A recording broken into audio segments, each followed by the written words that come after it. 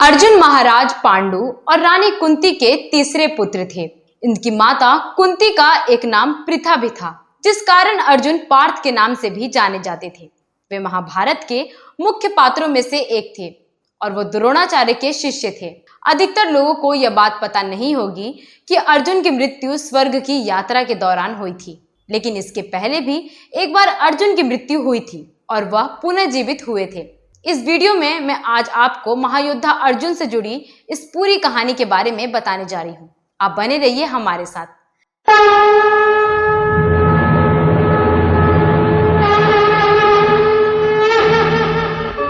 नमस्कार दोस्तों, मैं आपकी दोस्त और होस्ट सुरभि और आप देख रहे हैं धर्म और आस्था से संबंधित जानी अनजानी जानकारियां देने वाला चैनल विरासत। दोस्तों, अर्जुन के वध का रहस्य उजागर करने से पहले अर्जुन की पत्नियों के बारे में जानना जरूरी है। अर्जुन ने द्रौपदी, कृष्ण की बहन सुभद्रा, मणिपुर की राजकुमारी चित्रांगदा और नाग कन्या अल्पू से विवाह किया था। आपको यह पता होगा ही कि अर्जुन की पत्नी द्रौपदी के पति पांचों पांडव थे। उन पांचों के बीच यह नियम निर्धारित किया गया था कि द्रौपदी 1 साल तक केवल एक पांडव की पत्नी होगी। यह नियम युधिष्ठिर ने बनाया था, जिसके अनुसार यदि द्रौपदी समय सीमा के भीतर कक्ष में किसी एक पांडव के साथ है तो दूसरा कोई भी भाई उस कक्ष में 1 साल तक प्रवेश नहीं कर सकता। यह तय हुआ था कि यदि किसी ने धोखे से भी ऐसा किया तो उसे 1 साल का वनवास भोगना होगा। लेकिन महाभारत की योजना बनने से पहले एक ऐसी घटना घटित हुई थी जिसने अर्जुन के जीवन को बदल के रख दिया था। महाभारत के अनुसार एक बार द्रौपदी युधिष्ठिर के साथ अपने कक्ष में एकांत में थी। उसी वक्त एक किसान राज दरबार में पहुंचा। किसान ने बताया कि कोई उसकी गाय चुरा कर ले जा रहा है। यदि उसे नहीं रोका गया तो मेरी आजीविका बंद हो जाएगी। अर्जुन ने कहा कि वह उसकी मदद करेगा, पर जब उसकी नजर अपने शस्त्रों पर गई तो देखा कि गांडीव तो द्रौपदी के कक्ष में ही छूट गया है। कक्ष में द्रौपदी युधिष्ठिर के साथ ही थी। ऐसे में अर्जुन का वहां जाना वर्जित था, पर किसान की मदद न करना भी धर्म से मुंह मोड़ने जैसा था। इसलिए उन्होंने तय किया कि वह किसान की मदद करने के लिए द्रौपदी के कक्ष में प्रवेश करेंगे। इसी निर्णय के साथ अर्जुन ने द्रौपदी के एकांत में खलल डालते हुए अपना गांडीव उठाया और किसान की मदद करने के लिए पहुंच गए। जब वह वापस आए तो सीधा युधिष्ठिर के पास पहुंचे और याचना करते हुए कहा कि यह मेरा अपराध है कि मैं द्रौपदी के साथ पांडव के वचन को तोड़ा है, इसलिए मैं 1 वर्ष के वनवास को भोगने के लिए तैयार हूँ। हालांकि युधिष्ठिर ने अर्जुन के नियम तोड़ने का कारण जानने के बाद उन्हें निर्दोष पाया, पर अर्जुन गलानी महसूस कर रहे थे, इसलिए वह वनवास को चले गए। वनवास की यात्रा के दौरान अर्जुन हरिद्वार पहुंचे, जहां वो गंगा स्नान कर रहे थे। जब यह खबर नागलोक तक पहुंची तो उन्होंने अर्जुन को मारने की योजना बनाई। यह योजना इसलिए बनाई गई थी क्योंकि अर्जुन ने अपने नगर इंद्रप्रस्थ को बचाने के लिए धरती पर कई नागों का संहार किया था। इस बात से नागलोक पांडवों से खफा था। अर्जुन का खुद गंगा में आना उनके लिए किसी अवसर से कम नहीं था।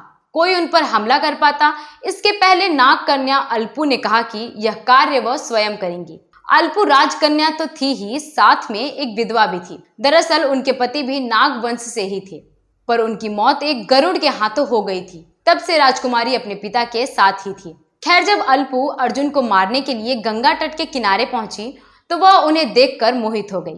अर्जुन के प्रति उनके आकर्षण ने बदले की भावना को खत्म कर दिया। वह नाग रूप से एक स्त्री के रूप में परिवर्तित हो गई और अर्जुन को अपहरण करके नागलोक ले आई। जहां समस्त नागलोक सोच रहा था कि अल्पू ने साहस का काम किया है, वहीं अल्पू अर्जुन की बेहोशी खत्म होने का इंतजार कर रही थी। कुछ दिनों में अर्जुन को होश आया तो अल्पू ने कहा कि मैं अपने वंश का बदला लेने के लिए आपके पास आई थी, पर अब मैं आपसे विवाह करना चाहती हूँ। कृपया मेरे प्रेम को स्वीकार करें। अर्जुन विवाह के विषय में कुछ कह पाते इसके पहले ही अल्पू ने कहा कि मैं जानती हूँ कि आपकी 3 पत्नियां हैं, पर मुझे चौथी पत्नी बनने से कोई परहेज नहीं। अल्पू ने अपने पिता और समस्त नागवंश का अर्जुन से समझौता करवाया। इसके बाद अर्जुन ने अल्पू से गंधर्व विवाह किया। चूंकि वो हमेशा के लिए नागलोक में नहीं रह सकते थे, इसलिए कुछ वक्त गुजारने के बाद वहां से जाने लगे। वनवास का समय भी खत्म हो गया था, इसलिए उन्हें वापस इंद्रप्रस्थ पहुंचना आवश्यक था। अल्पू ने अर्जुन को नहीं रोका। पर जाने से पहले उन्होंने सूचना दी कि वह अर्जुन की संतान को जन्म देने वाली हैं। इसके साथ ही अर्जुन को वरदान दिया कि जल युद्ध में आप कभी भी पराजित नहीं हो सकते, कोई जलचर आपके लिए कभी नुकसानदायक साबित नहीं होगा। अर्जुन ने अल्पू से विदा लिया और इंद्रप्रस्थ आ गए। दूसरी ओर अल्पू ने इरावन नाम के पुत्र को जन्म दिया। इरावन वही थे जिन्होंने महाभारत में पांडवों की जीत के लिए खुद की आहुति दी। बाद में वह किन्नरों के देवता कहलाए। इस तरह अल्पू और अर्जुन का संबंध क्षणिक मात्र ही रहा। अल्पू से पहले अर्जुन की 3 और पत्नियां थीं, द्रौपदी, कृष्ण की बहन सुभद्रा और मणिपुर की राजकुमारी चित्रांगदा। चित्रांगदा अपने मायके में ही रही, जहां उन्होंने बब्रुवाहन नाम के पुत्र को जन्म दिया। अल्पू चित्रांगदा से परिचित थी और इसलिए बब्रुवाहन से भी उसका लगाव रहा। अल्पू ने बब्रुवाहन को विशेष युद्ध विद्या सिखाई थी। यह तो अर्जुन और उनकी पत्नियों की बात हुई। अब मैं अर्जुन के वध के बारे में बताती हूँ। महाभारत के बाद युधिष्ठिर और सभी पांडव काफी दुखी थे।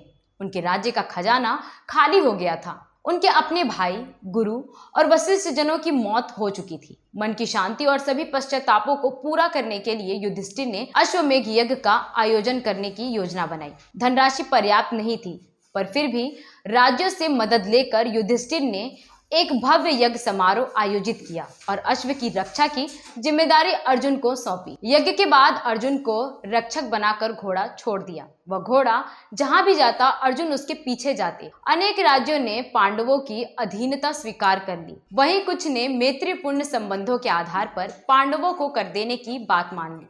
किरात, मलेच्छ और यवन आदि देशों के राजाओं ने यज्ञ के घोड़े को रोक लिया। तब अर्जुन ने उनसे युद्ध कर उन्हें पराजित कर दिया। इस तरह विभिन्न देशों के राजाओं के साथ अर्जुन को कई बार युद्ध करना पड़ा। यज्ञ का घोड़ा घूमते घूमते मणिपुर पहुंच गया।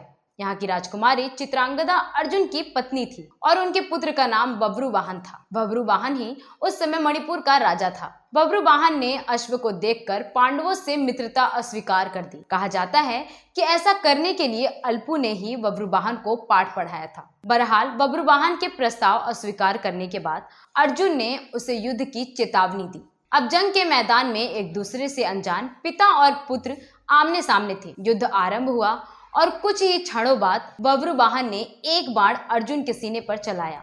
उस बाण की चोट से अर्जुन बेहोश होकर धरती पर गिर पड़े। अल्पू दूर से यह पूरा घटनाक्रम देख रही थी।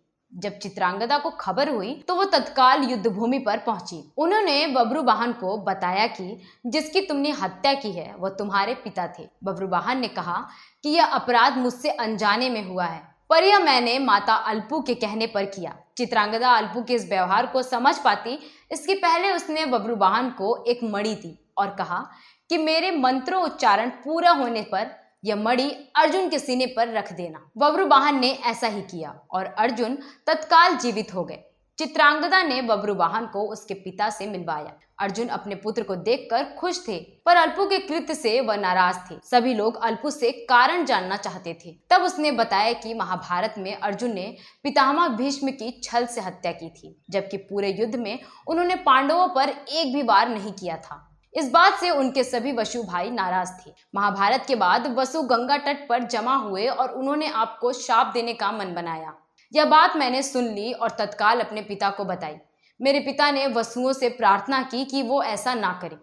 तब वसुओं ने कहा कि अर्जुन की मृत्यु उसी के पुत्र के हाथों होगी। उसका एक बार मरना निश्चित है। अतः मैंने एक युक्ति सोची, जिसके अनुसार मैंने ही अपनी माया से बब्रुवाहन को आपका वध करने के लिए राजी किया और अब तत्काल आपको जीवन दान दिया। यह पूरा वाक्य जानकर अर्जुन को अपनी गलती का एहसास हुआ। उन्होंने अल्पू से क्षमा मांगी।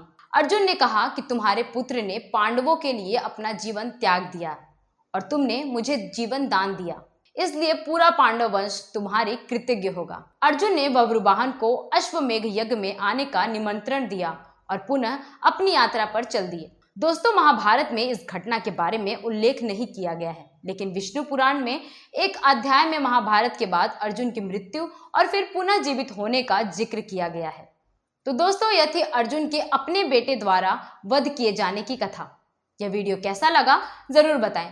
हालांकि यह वीडियो किसी भी तरह के तथ्य की पुष्टि नहीं करता। इस वीडियो में दी गई जानकारियां धार्मिक आस्थाओं और लौकिक मान्यताओं पर आधारित हैं, जिसे मात्र सामान्य जन रुचि को ध्यान में रखकर प्रस्तुत किया गया है। अगले वीडियो में मैं फिर धर्म और आस्था से संबंधित कोई नई कहानी या नई जानकारी लेके हाजिर हो जाऊंगी। तब तक के लिए नमस्कार।